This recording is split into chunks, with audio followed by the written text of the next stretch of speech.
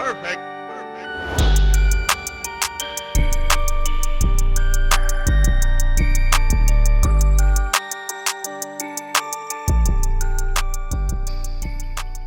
Hello guys and welcome back to the 3-Star Podcast Mad Max edition. Don't worry, we're not going crazy. We're just going to be discussing Mad Max as we all agreed to last week. But before we get into that, I am Myles and by usual we are joined with... I'm Sean. How's everybody doing, Rascal Gang? Hello, I'm Richard. How is everybody today? I'm good. I'll answer your questions even though I know they're for the audience. I'm good. How are you two gentlemen doing? I'm alive. I've got a bad throat. Apart from that, all right, yeah. Can't complain, really. Oh, podcast goal. Yeah, hey, I'm probably doing the same as everyone else in the country right now. So we're alive. We're trying to make things fun a little bit. I'm glad that we all joined with a Mad Max related background. Mine's the Rick and Morty edition. Did you watch it, you guys? Did you watch Mad Max? I did. For the 20th time, yeah. Oh, you've seen it a handful of times before. Yeah. I was surprised. I didn't realise when I was all G'd up on the last episode to watch it that I was going to be watching something from the 70s. And also, the times that I had seen Mad Max in the past, it seemed really cool and really good. But I'm now aware that I'd actually seen like bits of Mad Max 2 and Mad Max 3. Like there was no Tina Turner in this episode, which was a massive disappointment. There was no... Paradome or Thunderdome, is it called? Thunderdome. And then, so hence I didn't watch the whole episode. I actually fell asleep halfway through. However, I did catch it enough and to be able to make some commentary around the episode, the movie. Off you go then, mate. Give us a synopsis. Go on then, you can start. Not my favourite post-apocalyptic situation. Australia will be an interesting place when that obviously occurs, if Mad Max is accurate to go by. And I also think it does demonstrate, the most accurate thing on there is it demonstrates how quickly you can go from a loving family man to an absolute crazy kind of like murderer. About 7.5 weeks, I think. Yeah. The thing I like about Mad Max, the series of Mad Max, I think the one thing that the first one does really well is it doesn't start in a post-apocalyptic world. It's like I don't know if mid-apocalyptic is an actual word, but it's like it's mid-apocalyptic. So everything's not normal, but it's not quite as bad as what we see in the later films. But it's just watching the film, and like you said, Sean, watching him fall apart, but watching all the normal people getting terrorized by people that have already gone crazy. Because this was the first time I'd seen Mad Max, because I'd only seen Fury Road before this, so I watched all three of the old ones. And it's so crazy because when you watch Mad Max Fury Road, it looks like an apocalypse, whereas when I watched the first Mad Max, I thought it was just on a country road in Dorset. It's literally just A roads. But do you know what I realised out of it? When I think the purpose we watched this and it had a little bit of thought process to it was. It's not. It sounds crazy, like the idea of Mad Max and the post-apocalyptic world that everyone says. And previously, we've seen these people who hoard like tinned fruit and foods and water and stuff. But in reality, it's not actually. It's not actually that far away. I mean, apart from the fact that we're still law-abiding, this is absolutely crazy what's going on now. The streets are deserted and only a few people are allowed in shops and things like that. There is definitely an essence of that going on already now. And we're just kind of like accepted this now. And by the way, we're not allowed to say the word new normal on this episode, by the way, because the amount of people that say the new normal and stuff, that I'm finding that quite hilarious, hearing people chime in with that. Okay, Sean, here's a question for you to test your attention to detail with the Mad Max film, the 1979 film. So I've given you a clue there. I'm going to ask you 3 questions about Mad Max, and we'll see how many you can answer. Okay? What is Mad Max's surname? Max? I thought his first name was Mad. Mad is just instead of Mr. Let's say. So it's Max. Yeah. It's what? We can come back to that. Oh, yeah. Okay, we'll come back to that one. Okay. What was the name of his car? I actually don't know the answer to that myself, so we'll come back to that one. And what was the name of the gang at the start of the film and in the film? Oh, I did watch it though, man. All right, that's what I want to put out there. I did watch it. They're obscure questions, mate. They're obscure. Look, yeah, it's something to do with your feet. Is it to do with your feet? Is the gang? Is it the Z Run? Oh no, is it? Oh no, it's Toe Cutters. Is it Toe Good Cutters man. person or the gang? Toe Cutters. Yeah, well googled. Yeah, go on next. Okay. I had to Google his name as well. His surname's Rokitansky, apparently. Oh wow. Which is weird because that's your surname as well, Sean. So I'm surprised you didn't get that. People don't know that. Yeah, but I have been caught up with. I watched that as soon as we finished recording our last episode. Like I said, I didn't quite complete it, but I've been catching up on. I don't know if you guys have seen it. It's one of those that a lot of people might say it's not their cup of tea, but it's much more than just what you think the episode's about, and it's the Chicago Bulls documentary. I don't know if either of you have seen that. It's actually quite cool, man. It's not all. I mean, it is about basketball and the winning of the championships, but it goes into stories about these guys, and it just gives you. It's really nostalgic of like the '90s when commercialism was like massive. You know, every superstar drank a Pepsi and ate a Big Mac kind of thing on a camera, wearing their branded shoes and stuff. And it's quite. Have you seen it, Myles? I know you just said it, obviously the Last Dance. Yeah, it's quite cool, isn't it, as a documentary piece? I'm a basketball. I'm a very casual basketball fan, but the team that they focus on, the Chicago Bulls, that team, Jordan, Pippen, Rodman, I find it very interesting, especially because I'm so caught up in like the hip hop world, and there's been a lot of rumors about why Michael Jordan quit the first time, why he quit the second time, his gambling problems. So seeing this documentary was really interesting to me. But while we're currently got our Mad Max backgrounds, we were talking about last episode. We were talking about a world with no tech. If you guys were in the Mad Max realm, and you have the ability to build, create anything, what would you build to help you survive? Oh. Very good question. Very good. Like, if it was in Mad Max, can it be a Mad Max / kind of like I Am Legend kind of world? Because I've often thought about the I Am Legend situation. You know, if you're just on your own and no one's about, sort of thing. Oh, what? And do you want Sean to keep? Sean wants some mannequins to keep himself occupied. No. That's not too far from my current situation, but anyway, I often think, imagine if you had the world was your oyster and you didn't have to pay for anything, and like there was like something like a zombie apocalypse.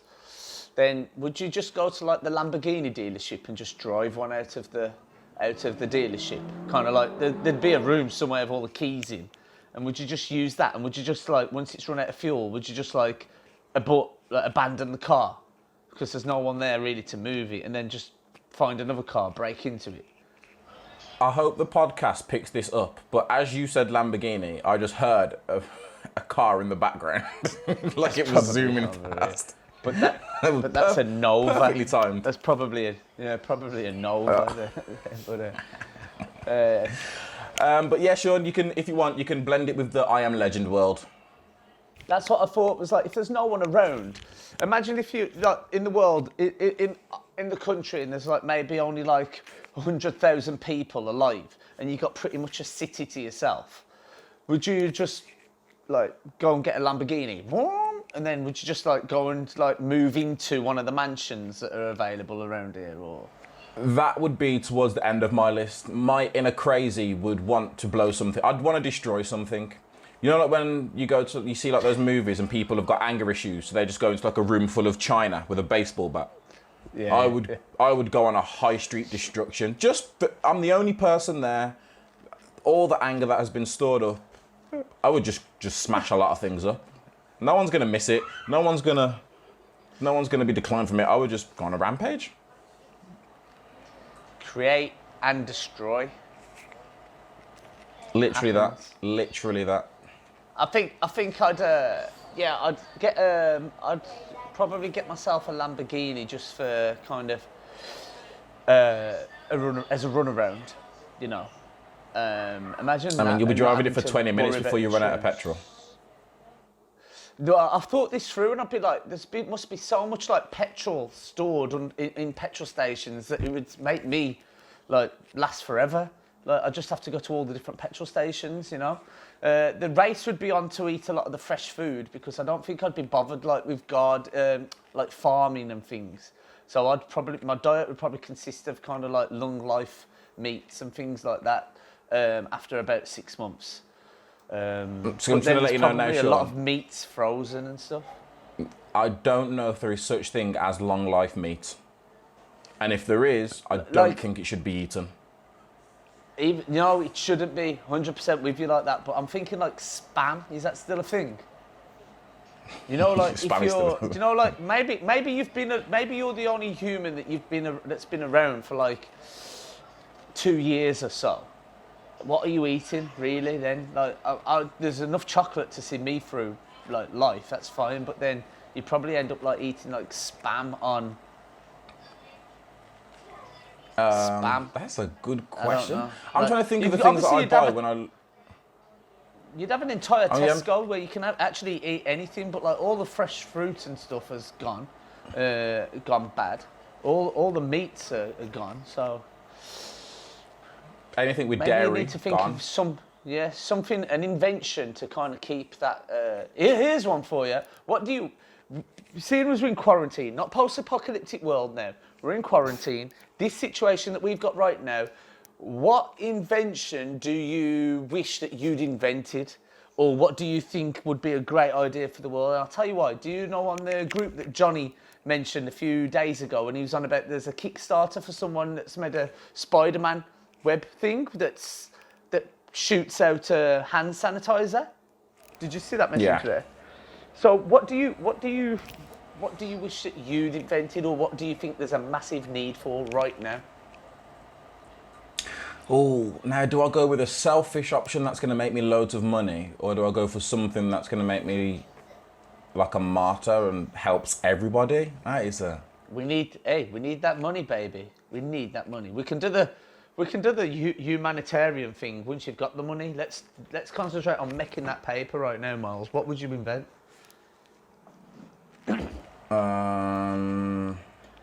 This is a hard one. I would invent. I'm trying to think of what's going right. I'm so sorry. I'm literally trying to think, and as I've looked out into the garden, the dog is now eating her. The dog is now eating her own poo. Hey. So. She's just thrown me off. Probably heard about the spam and just thought, hey, I'm not risking it. I'm not willing to risk it. You're going straight in the cage. I think that we've kind of nailed kind of like connection now. You know, connections with people started off as a mobile phone, a phone call. That was amazing. And then we kind of like moved it forward to like the visual. So like a video call now. Whenever my friends get in touch with me, 9 times out of 10, it's a video call.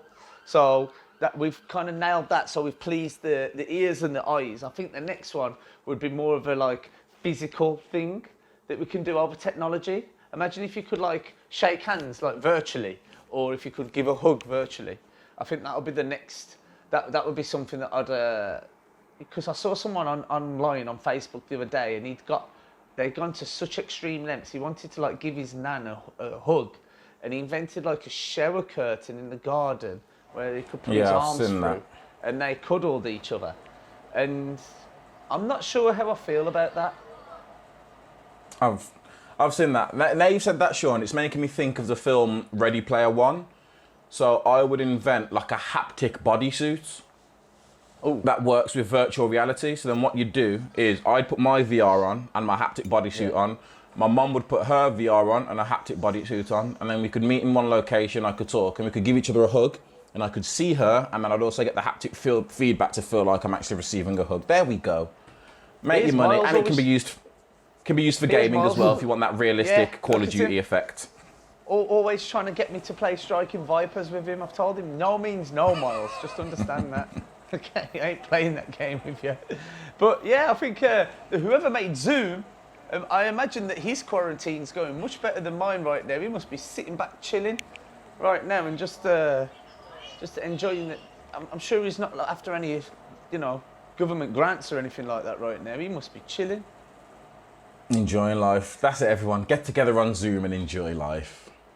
Yeah, so any other things that you wish you'd invented at this stage? I think the hand sanitizer people are doing just fine as well. There was definitely a real spike for whoever made toilet roll at the beginning as well. Yeah, toilet roll, that hype died so quick. When I go shopping now, I've never seen so much toilet roll. They're struggling now. They are struggling. The first time they can't sell it. When it first happened, seriously, there's a massive Tesco 2 minutes in that direction. And I went there, and because I just only buy by the basket load, so I can always go through that self-serve sort of thing. And I remember everyone was doing the toilet roll thing. I was like, I don't need any toilet roll. And there was a woman who works at Tesco that stood up on where the baskets are held, and she was like, everybody, have a sense of community about yourselves. She worked there. 1 toilet roll per person and no more, else I'm kicking you out. And her voice was even shaking, and I thought, God bless her, she's having a tough shift here, man. But now, I think they're trying to give that, if you buy any Spam, they'll give you a free toilet roll with you, so this episode isn't sponsored by Spam, by the way, but... Are you sure, Sean? Are you sponsored by Spam? Hell no. Spam. The one thing, the only bit of bulk buying I did actually happened yesterday. So in pre-production, before we went live, I was talking about how I had to do the big food shop yesterday. I went to my local Aldi and they didn't have any antibacterial wipes. So then I drove to the next closest Aldi, and again, they had sold out of all antibacterial wipes. So then I drove to a third Aldi and brought 5 packs. Now, in my defense, I live in a house with a baby, so we've always brought antibacterial wipes. So any surface that we wipe down, we make sure it's anti-bac wipes. So yeah, I went in, brought 5. I didn't know, Sean, I did the thing where I put 5 packs on, and then I preemptively started a conversation to make them feel sympathy. So as soon as she got to me, I was like, oh, this is the third Aldi I've been to trying to find these packs. They're literally like gold dust, and I've got a baby at home.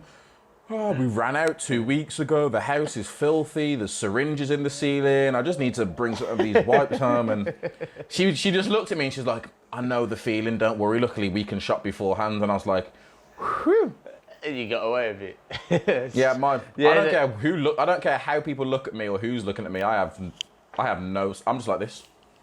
It is right though. We've really gone back to basics as people, and I don't think that's hurt us. And I think that's the same with our tech as well. Like the tech piece, as in, I've never used my laptop so much because obviously we can do so much kind of via tablets and things, but also never so much as something such as my front-facing cameras become really important. My audio setup is really important, and I think that's where people are looking at companies like ourselves. Like we mentioned in the last episode, the A range and stuff, having the basics are done and they're done properly, and that offers great value, and it's also helping people stay connected. Do you know what I mean? No, yeah, that's the one. And then we've also got our promotion with YouTube Premium. So if you buy one of our new Samsung Galaxy, well, there's a few devices actually it comes with. There's the Galaxy S20s, there's our Tab S6, Tab S6 Lite, the Note 10 range. So there's a lot of ranges, and you'll get 4 months of YouTube Premium if you haven't already signed up to YouTube Premium. And again, it's the basics, isn't it? Everyone uses YouTube, but the fact that you've got that, it's like the non-tangibles, really, isn't it? It's like you're not buying it for that, but you benefit from it so much. That's the same. So with YouTube Premium, I brought YouTube Premium for one reason, and it's because I live on YouTube. I only brought YouTube Premium because it was no ads. So here's a little inside for the guys watching and for you guys. When I joined Samsung 4 years ago now, within my first 6 months, you guys remember this, back when we had the Centre of Excellences. Yeah. I remember being in Slough and we had someone from Google come in and train us, and they were talking about YouTube Red. And this is like three and a half years ago now. Yes. And the only reason I purchased Google Play Music back then, instead of, because I think I used Deezer, got rid of Deezer and got Google Play Music, is because the Google rep told us YouTube Red is currently in America and it will be launching in the UK, and it will give you unlimited videos, unlimited music with Google Play, and you'll get ad-free music. I literally signed up to Google Play, and then like 3 months later, they canned YouTube Red. Yeah, but I went to the States later, when YouTube Red was a thing, because my phone started telling me, "Oh, sign up for YouTube Red," and I was like, "Oh, I've heard about that, but obviously, what's the point?" Because I'm, live in the UK, and then they combined it all, didn't they? Well, how did that happen then, Myles? So I don't know the ins and outs of it. I don't know if it was delayed or if they just stopped it completely, but they stopped YouTube Red for the UK. I can only speak for the UK, and then it was last year or the year before was when they launched YouTube Music. Yeah. And then what they did with that, because it was you, Sean, that told me, because you switched to premium first, and you were like, Myles, you pay $9.99 for Google Play Music. Yeah. Get YouTube Premium. You told me about 3 months in a row, because it took me a few months before I made the switch. Because you told me you don't even have to, all you've got to do is cancel your subscription, and then it works it all out for you, so you don't pay twice. Yeah. So then it bundles Google Play Music, which is, for me personally, so Google Play Music is what I use for all my albums. YouTube Music is what I tend to use for like singles, or if I just want to listen to a bunch of tracks, because they've got the playlists, which playlists on YouTube Music are 1,000 times better than the playlist you get on Google Play Music. It's more current, more up-to-date music, well, depending on what you pick, but it's more current and up-to-date music. And then on YouTube, you've got ad-free music as well as YouTube Premium, which is their video service. And that's it. For the £10 a month, forget the fact that you get this for free at the moment with Samsung devices for a limited time. For 4 months. For 4 months. For £10 a month after that, it offers just that ad-free experience in itself is probably worth that. Because I was like with a friend before all this kicked off, and actually I remember going on YouTube and thinking, oh geez, like ads. I remember ads on YouTube. I don't see any of those. Do you get Play Music, which I use in the car? YouTube Music I use for, because if I like a song or something like that, I listen to like covers of it and acoustic versions and things, like when the artist has been in a studio and done it like an acoustic version, and that's what you can find on YouTube Music, whereas Google Play you can't. But then we're forgetting as well the fact that one thing that everyone is still moaning about is, oh, YouTube would be great, or the world's so advanced, but we can't manage to continue listening to our music on YouTube when I go off the screen. Well, you can with YouTube. With YouTube Premium, that's exactly what you can do. So you can be playing audio, any video you want. Just click on the little headphone icon, and the screen disappears, but the audio continues to play through. And you're getting that for free for 4 months at the moment with Samsung products. I think that's a massive show. I always forget. You know why I forget a lot of these things? It's mainly because I forget a lot of these things because I forget how closely the Samsung and Google actually work. So with Samsung, we've had multi-window and we've had pop-up view, which means for the longest time when I've been on YouTube, I used to just minimize it with pop-up view to a little square that I could move anywhere on my screen. And I would carry on doing what I do, or I would go into multi-window, have YouTube on top, and then have WhatsApp at the bottom, so I could carry on talking to my friends about stuff or watching movie trailers and talk about it while it's on there. Now, with YouTube, the best thing about it is just locking the phone. Because for me, when I'm on YouTube, if I'm like doing something or if I need to go somewhere, I'll put the phone in my pocket and then lock my screen to stop it skipping or hitting another video, and it still plays. That is, well done, Sean. I completely forgot about that. Yeah, locking the screen. It's the little ones that I've forgot the easiest. So I'll remember that. Oh, okay, I'll get my Play Music. I'll get my YouTube, and you get content as well, additional content. So unfortunately, this year's run of Cobra Kai, which normally comes out in May, is delayed due to the current situation. But there's a lot of originals on there as well, which keep you entertained. YouTube Premium is a service that I really endorse, man. I think they do a good job, and you get a lot of value for that. It's a full package wrapped up in one payment. So I really don't mind that. But available now on Samsung products. And like I said, back to basics with products. It seems now we want to stay connected and stuff that's reliable. Screens, phenomenal. Audio, phenomenal. Front-facing cameras, phenomenal. So battery, customers have got. Don't forget battery if you're going to be sat on your phone all day. Well, I said this one. Listen, I'm always someone that'll make a pro out of any situation for Samsung. But I did say that the other day, like battery life is really coming into its own. I think it was Darshan, and he just kind of said, yeah, but you can charge your phone because you're at home. And I was like, fair point, well made. Yeah, that Sean, makes sense. I'm sure it was Darshan. Here's a little tidbit for everyone. So I always get asked quite a lot, why are Samsung chargers so short, or why do they keep getting shorter?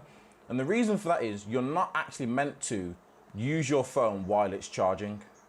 It kind of works against the whole point. So you're not supposed. That's why we've got things like fast charge, so that when you ran out of battery, you can then go put it on charge, do what you need to, come back 40 minutes to an hour later, and you've got a full battery, if not majority of your battery as well. So I was the same because I opened it. I was like, these chargers are getting smaller, and it might have been Rich. But someone, because I remember it was when the new phones came out and we were looking at them, someone, well, it's not Rich is denying it, someone told me that works for Samsung. It's because you're not meant to charge your phone while they're doing it, so they're getting shorter to sort of prevent people from doing that. Do you know, because you got fast charge, do you,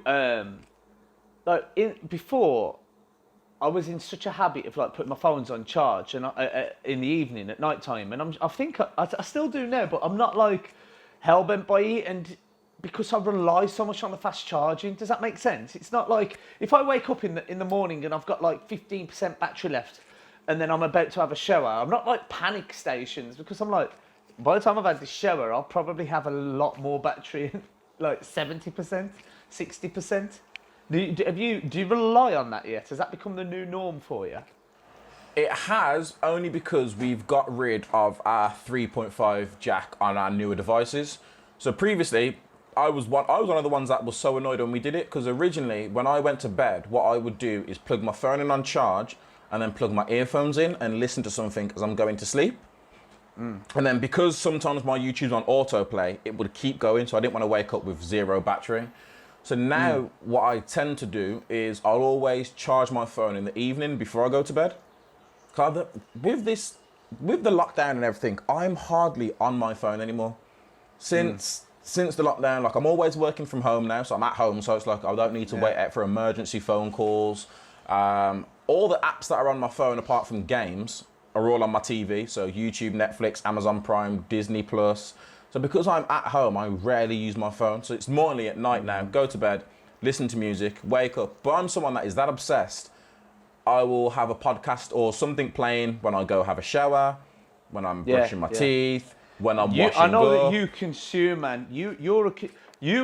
When I first met you, I didn't know. I had to take a little bit of time to evaluate you, because every time I'd be speaking to you, you'd be watching something on your phone, and I was like, he's not even listening. But then it took me a long time to realise that that's just how you kind of operate. Like, you can multitask, like, and you will be watching like a podcast or something, but working at the same time and still. Just to give everyone a rough idea, I'm going to go quickly get my phone that's in the other room now, just so I can go onto our digital well-being settings, so it tells you how long you spend on each app, and I'm going to see how long I've spent on YouTube compared to other apps. So give me 2 seconds. I'll just explain, because Myles is the sort of guy that he'll be having lunch, watching a podcast, and you're sitting opposite him, eating food, and he'll still be fully involved in the conversation, but he's still watching. He watches a lot of podcasts, I know, and he might be catching up on the wrestling or whatever, and if not, then there's always Disney for him to go on. But it just felt so weird, and I'm like, do I ever have his full attention? And then as we formed like a friendship, I realised that that's just Myles is consuming king. What you got on there, Myles? So, this is going, you won't be able to see it, this is going from the 13th of May to the 19th of May. Yeah. WhatsApp is in second place with 6 hours and 39 minutes. YouTube is 24 hours and 20 minutes. So I don't know how well people can see that. See. So YouTube, in a week, I have spent 24 hours and 20 minutes on YouTube, only seconded by WhatsApp, which is nearly 20 hours less time spent. So that should give everyone a rough idea of how much YouTube. I've spent a full day on YouTube in a 1 week period. I think to wrap it up, you should just explain the digital well-being part of our devices there, so that people can also comment on whether they've what they spend most time on. Easy, right. So with the digital well-being, it gives you a bunch of information on how you're using your phone. So it'll tell you what apps you're using, how long you spend on each app. It gives you a daily breakdown, it gives you a weekly breakdown. It lets you know your average use, and then we'll compare that to your average use of the week before. You can set things up as well, so you can set up limits or reminders so that if you want to try and cut down on how much stuff you're watching, you can set a limit so it cuts down on that. You can set parental controls if you don't want kids going on and off through it as well.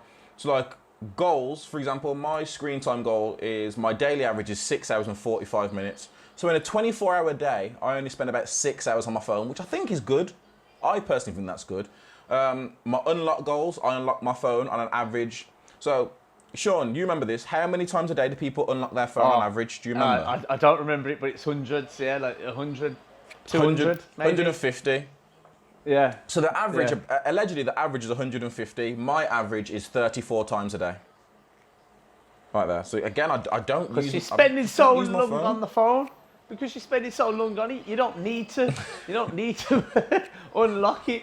Guys, what's your most used application and why? Let us know in the comments below. Don't forget to hit that like button, subscribe as well, so you can catch all the episodes of the 3-Star Podcast. Myles, any suggestions? You got 5 seconds on a movie that we're going to watch. This week's movie club. A movie for the next week? Yeah. Okay. Oh man, you throw me on the spot. Please, you know what, why not? Transformers, because it's on Netflix. The first Transformers. Okay. First Transformers. Yeah, I like that idea. Machinery and mankind coming as one. Yeah, okay. Transformers it'll be. And don't forget, lads, have your Transformers inspired backgrounds at the ready for our next recording. Apart from that, yes, guys, let us know in the comments everything that you're getting up to during quarantine. How are you all? We miss you guys, man. We miss seeing all the regular faces. We hope you're all well. But other than that, Myles, you're going to wrap us up? Yeah, so as Sean said, don't forget to like, comment, and let us know which of the 4 Mad Max movies is your favourite Mad Max movie. Like, comment, subscribe. Please share the video for all your friends and family to watch us. But as always, I've been Myles. I've been Sean. And I'm still Richard. And I do need to shout out Susie doing an amazing job in the background as well. You guys don't get to see or hear her, but round of applause for Susie, everyone. Thank you, Susie. Right, guys, we have been the 3-Star Podcast. Until the next time, stay safe, stay home, stay alert. We'll see you soon.